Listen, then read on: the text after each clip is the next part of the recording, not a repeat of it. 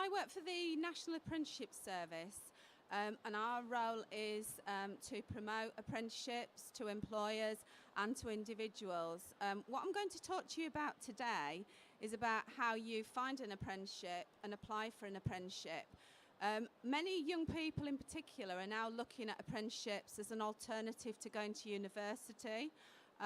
So whether you look at the end of year 11 or look at the end of year 12 or 13, apprenticeships are appropriate. You can be an apprentice actually at any age, but most of our people who come into apprenticeships are usually between the age of 16 to 24. So I'm going to do a short presentation. What I'll be able to do at the end, we'll have a question and answer session, and then if people want to ask me individual questions at the end, I'm more than happy to answer those. And as my colleague just said, we do have a really good apprenticeship stand in Hall 3A. What you can do there, you can actually go on and have a look at any live vacancies that are on there and see how the apprenticeship system works. We've got iPads for you to go on and have a look what's available. But apprenticeship vacancies change from day to day because they're about real jobs, as you'll see in a minute. I'll explain. Okay, so what are apprenticeships? It's a way really for young people and adults to learn while they're in a job, gaining a real qualification and a career. So everybody who starts an apprenticeship will get a contract of employment. It's a real job and they get real pay, and it is a competitive process. A lot of people apply for apprenticeships thinking that they're going to get the first one. I think what you need to think about with apprenticeships, they are real jobs and it is going to be a competitive process, and you need to be prepared to put in a first-class application and be prepared to be interviewed and get some interview experience before you actually go for your interview. And I'll talk to you about what help and support there is to help you with that process in a minute. So you're earning a salary, you're learning job-specific skills and transferable skills that you can move to other jobs as well. You've got the opportunity to progress into higher education as well. We now have higher apprenticeships and chance to gain a nationally recognised qualification. So a lot of people, in fact, colleague over there, she was just saying, oh, I thought there were only apprenticeships in engineering construction. Actually, apprenticeships have been modernised. And, you know, we had a guy from the BBC earlier. We have apprenticeships with the BBC. We have apprenticeships in accounting, IT, marketing, hospitality, retail, you name it. We've got apprenticeships across 280 skill industries and 1,500 job roles. And over 500,000 people started an apprenticeship in 2011-12. So apprenticeship's a big business. A lot of employers now are looking at graduate recruitment, but also apprenticeship recruitment running alongside of it. My daughter actually works for a large property services company in London, and they recruit their surveyors. So they recruit in from graduates, but they also have an apprenticeship stream where they fund their apprenticeship to become a surveyor. And many companies now are looking at taking graduates alongside apprenticeship. The end game is still the same, but they're growing their own apprentices whilst they're working. So let's look at the different levels of apprenticeship, because when you come to apply, there are different levels and there will be different entry requirements as well. So the three levels are intermediate, which is a level 2, and that's equivalent to 5 good GCSEs. There's an advanced apprenticeship at level 3, which is the equivalent to 2 good A levels. And then we have the new higher apprenticeship, which in some of the sectors you can now work up to that higher level, which will give you, foundation degree and beyond. So level 4 is foundation degree level, and some of the sectors now you can go right up to level 7. And many companies will sponsor their apprentices through that higher education, so you won't need necessarily to take out a loan, certainly if you're under 24.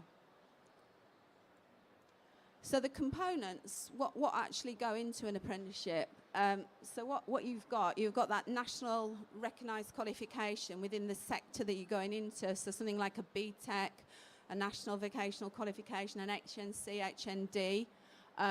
You will also get support with functional skills, particularly English and maths, and the ability to work towards qualifications that are relevant to the sector that you're going into.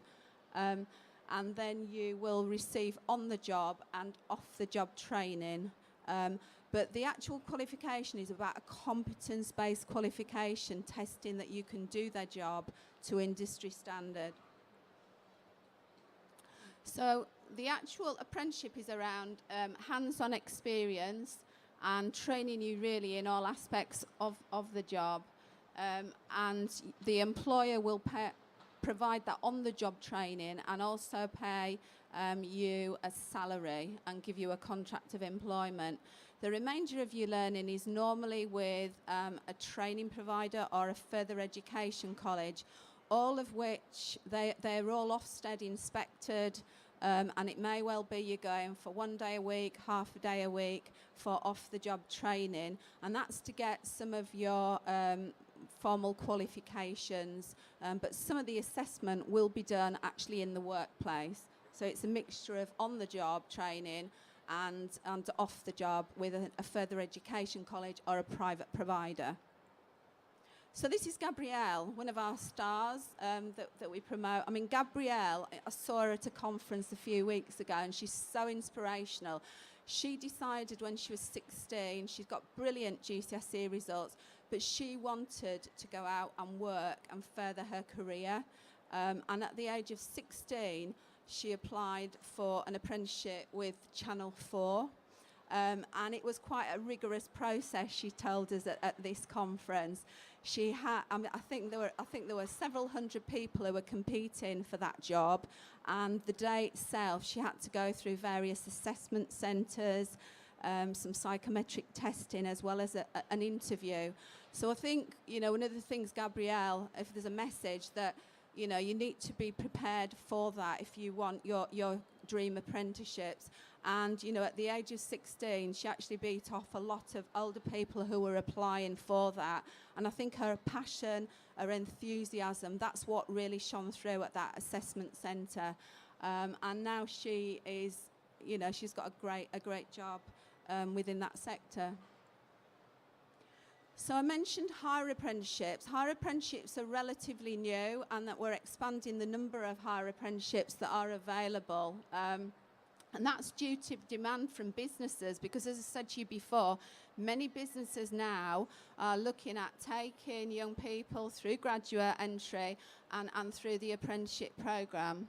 So you have the level 4, the level 5, which is at foundation degree, level 6 and level 7 are being developed right up to master's degree level.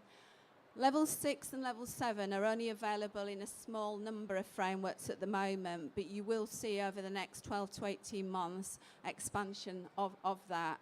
And they're designed really to enable young people and adults to progress in their career. So it may well be that you have you start off at the intermediate level, progress to the advanced, and then on to the higher within your chosen sector. And it provides really that career progression ladder for you. But they are still employer-led, and they're focused on developing your higher level skills. Most of them are linked as well with universities, particularly for the technical certificate and the foundation degree. So, you will be linked with a local university or a further education college acting on behalf of the university. So they're the higher apprenticeship components there, lots of golden opportunities, and we do have a number of higher apprenticeships currently advertised on our apprenticeship vacancies website. So at any one time, we've got up to 20,000. Actually, we got up to 22,500 this summer. I think we've got about 16,000 vacancies at the moment, all waiting for people to apply. So I'm just going to run through quickly how you do apply.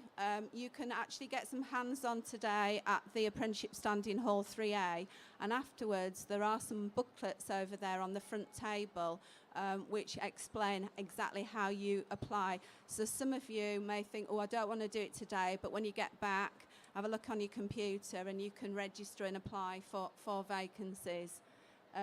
Now obviously, you can apply whilst you're at school or college, as long as you're going to be available to start the apprenticeship when the employer wants you to start work.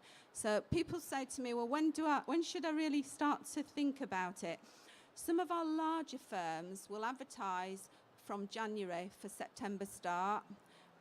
So particularly if you're looking for a career in engineering apprenticeship, you really need to have registered and start looking now. Or if you're kind of looking to leave in the summer, at least by Easter, really, you need to have registered and start to be looking for what's available. So our apprenticeship vacancy website, that houses all the vacancies in all sectors across the country, across England, and that's housed on apprenticeships.org.uk. And what you do is complete a registration form and an application form, and you apply as if it is a real job. So this is our website, and this is what you will see when you go into our website. So apprenticeships.org.uk, and you click the search vacancies button there. That will then take you into a home page. What you can do, if you don't want to register today, you can go home and just have a quick look. You can put in what you're interested in, so it might be hospitality, it might be care, it might be accountancy. And you can put what's available within 10 miles of my postcode where I live, and it will bring up every opportunity, every vacancy that's on there. And then what you need to do, if you're interested in applying, you need to register on there. Quite a simple process, really. You're just putting in all your personal details in there to register. And most importantly, make sure you put your mobile number and your contact details, because if an employer wants to contact you for interview, they need to have an up-to-date mobile number on there. So once you're registered, you can then search for vacancies. And you can put in an employer details if you're interested in a specific employer, or you can just put in, a keyword of a job that you're interested in, or you can list all within 10 miles, 20 miles, 30 miles of where you live. So this is an example of the vacancies that come up. It will give you a vacancy description. It will talk to you about who the employer is and also who the training provider is that's going to be providing your training. And most importantly, the vacancy location, making sure you can actually physically get to that location. So a bit of a checklist, really. A lot of this, is not rocket science when you're applying for an apprenticeship. In your application form, be thorough. The number of people that just do 1 or 2 word answers on applications, remember it's competitive. Be realistic as well. Have a look, are you prepared to do the shift patterns maybe that the employer's asking for? Can you physically get there? How are you going to get there? Is the transportation? Can you get a lift if you don't drive? If you've got work experience, make sure you put that on your application form. Even if it's just 1 or 2 weeks, or you've got a part-time job, that's all valuable work experience. Make sure you bring that out on your application form.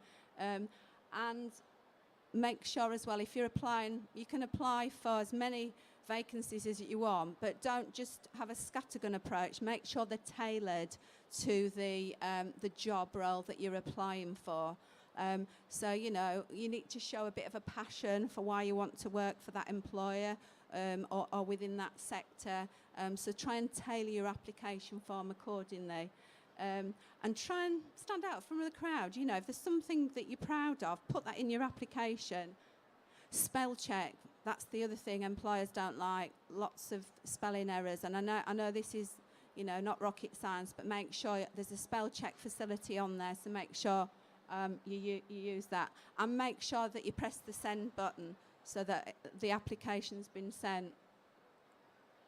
So these are just a few of the vacancies we've either got live or we've had.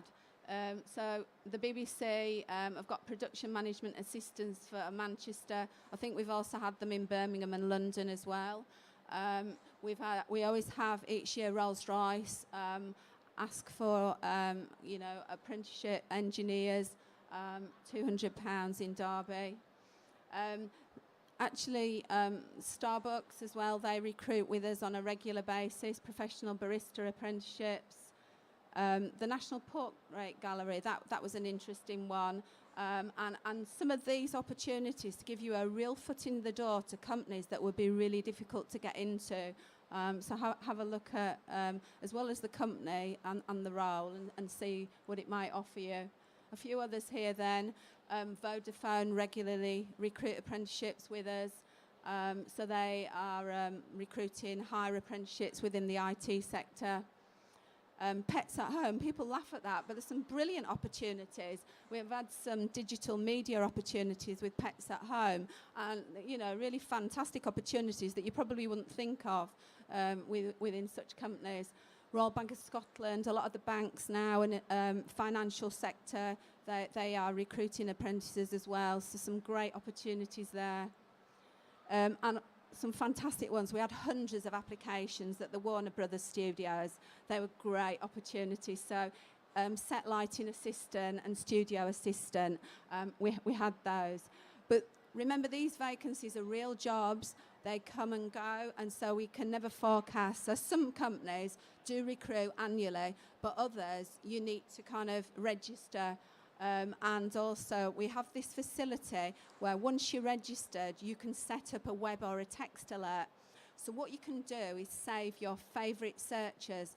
So if you want to be an engineer and you want to be notified, say, of any vacancies within a 20-mile radius of Birmingham, what you can do is set up a web or text alert.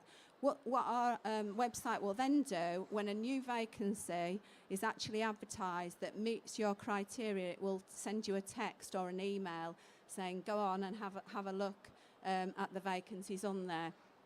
So it tells you in that black book how to do that, but it's a simple process, and that way you can be kept informed of any new vacancies that go on the system. We've also got AV Search, which is a mobile app, which a lot of young people really love.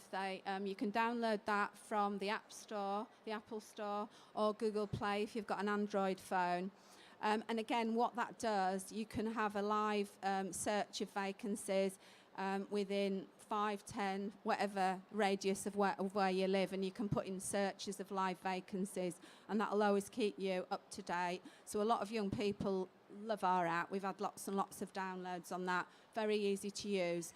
The only thing you can't do, and what we don't recommend, is you try and do your application on your mobile phone, because you can't always see spelling mistakes and things. So when you do want to register and apply, it clicks you through to a website, and that's probably better done from a main computer or a laptop.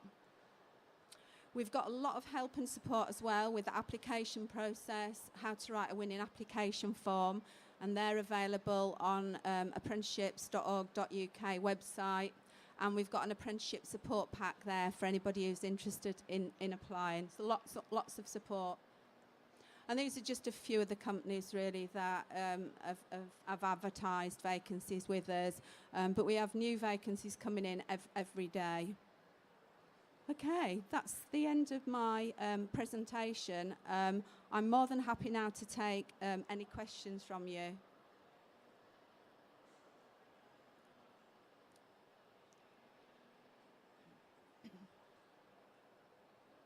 Is it what?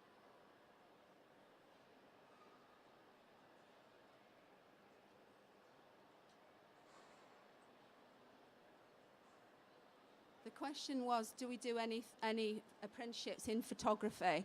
I'll be quite honest with you, I have seen them, but they're quite few and far between.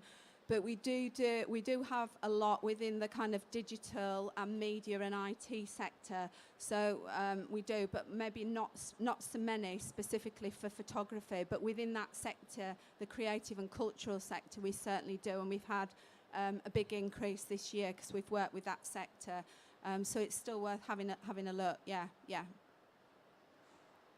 Any other questions? Yeah. Is it possible to tell us a little bit about the funding that the government is offering, please? Yeah, so the question was about the funding that the government offers. So if you're 16 to 18, the government will fully fund your training. So the employer will pay your wage, although we do also have some apprenticeship grants for employers, for those employing 16 to 24-year-olds at the moment. And then for those who are 19 plus, normally the employer will contribute 50% of the training costs. We also do have, for those who are 24 plus, so older people wanting to come into apprenticeships, if they're applying for an advanced or a higher apprenticeship, they can take out a loan if they're 24 plus for that 50% of their training cost in exactly the same way as you would take out a loan for higher education. But if you're 16 to 18, the government fully funds your training. Anybody got anything else? No, I mean, a few people say to me, do you need any qualifications, Carolyn, to get into apprenticeships? And I would say if you look at all apprenticeship levels, usually intermediate level, you don't need anything. If you're going into advanced or higher, some sectors will ask for qualifications. Although, having said that, if you're going into an intermediate engineering position, normally they'll expect you to progress. And so they will be asking specifically for maybe maths and science. But generally speaking, at intermediate level, you're all right. But as you apply for advanced and higher, quite often, they will ask for qualifications. So if you want to do maybe a higher apprenticeship in accounting, they're probably going to be looking at, you know, your maths and your results that you've got from school. So on the apprenticeship vacancy website, it will say if there are any prior qualifications that you need, and it really depends on the level of apprenticeship and also the type of job role that you're applying for and the sector and what they really require for that. Any other questions anybody wants answering? No, we've got a very quiet audience today. Yeah. Was there anything you wanted to know? Because you were asking me earlier, weren't you, about apprenticeships? Do you do many apprenticeships with like drama and like creative subjects, like presenting and different things like that? Yeah, we have had an increase, certainly within the creative and cultural sector. You know, the National Portrait Gallery was one of those. Historically, we haven't, but we've been working with specific sectors to try and increase. So there have been an increase of those, and you know, the BBC, Channel 4. You know, we've had some really good opportunities. So it's worthwhile kind of looking on our site for what's available. Okay. Right. If we've got no further questions, oh, there's the gentleman at the back. Yeah. Sorry. Can you hear me? Okay. On the intermediate and the advanced apprenticeship level, so that'd be level 2 or level 3, if you've got A levels already, does that mean you've still got to go in at level 2, or can you go in straight at level 3? Right, okay. The question was, if you've got A levels and you want to do an apprenticeship, may you have to start at intermediate level? And the answer is you might have to, because whilst you may have A levels, I don't know, I'm just going to say A level art, biology, and I don't know, sociology. And actually coming into an apprenticeship, none of those might not be relevant to the actual job that you're applying for. Because the job is because apprenticeships are about competence-based, that's what it's looking for. So if you've got a competence-based qualification, might be all right. But with A-levels, it really depends. So a lot of A-level students will apply for advanced to start with and maybe progress to higher. But with some sectors, they do like you to start at the bottom. So engineering is a classic. You would maybe start with an intermediate and then progress up, but that's your stepping stone to the next stage. So it's really looking at the relevance of your qualification and whether they're competence-based that allow you to go to the next level. If that helps, yeah. Do you have any like language apprenticeships? I'll be honest with you, I haven't seen any. However, there are opportunities to work with companies where I do know they've been asking for more than one language. So, for example, I know we've had some opportunities working in importing and exporting, working with France, where they ask for language qualifications before you came in. So anybody who was a linguist would stand a good chance at getting an opportunity like that. But I've not seen anything for, say, a translator or anything like that. Yeah. Okay, well, thank you for listening. I'll be at the front. There's some information leaflets at the front there, and if you want to ask me individual questions, I'm more than happy, or visit the apprenticeship stand, which is in Hall 3A. Thank you very much. Thank you.